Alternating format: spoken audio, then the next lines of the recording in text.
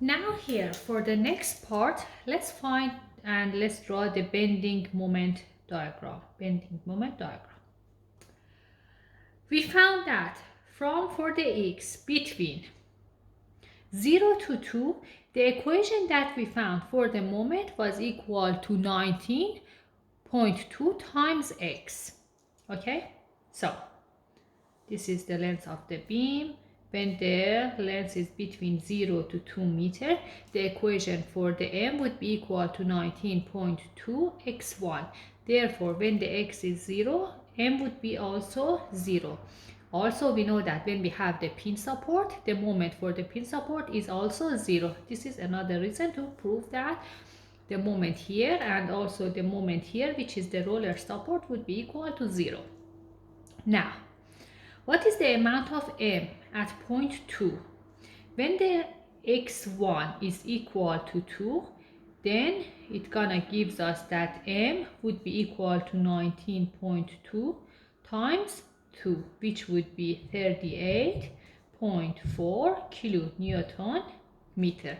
And because m is just a function of x, it means that it would be linear. So it's going up, and then here the value would be 38.4 kilonewton meter.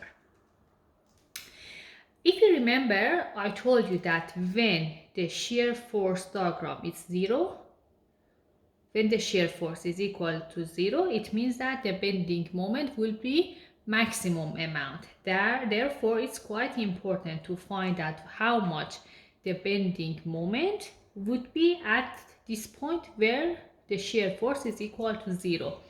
Therefore, we need to find the amount of bending moment when the x is 5.2.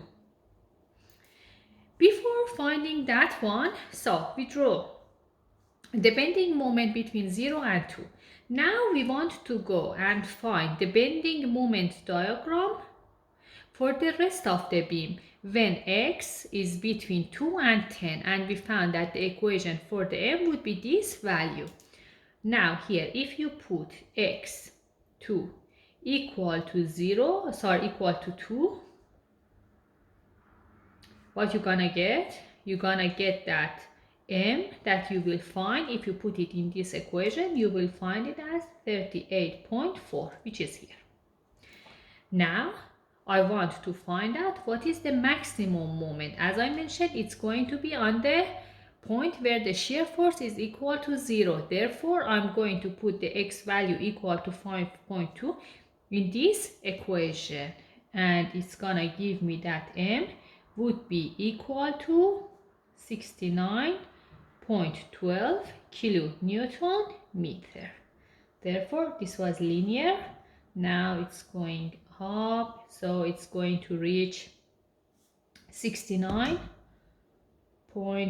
kilonewton on meter, and then it's going to decrease and it's going to reach 0. So it would be the shape. This one is linear, as you can see. Then this one, however, is not going to be linear. Why?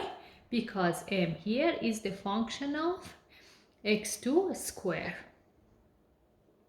Now, in order to make sure that my calculation is correct, as I previously mentioned, the area under the shear force gives us the amount of bending moment. For example, here, if I go back here,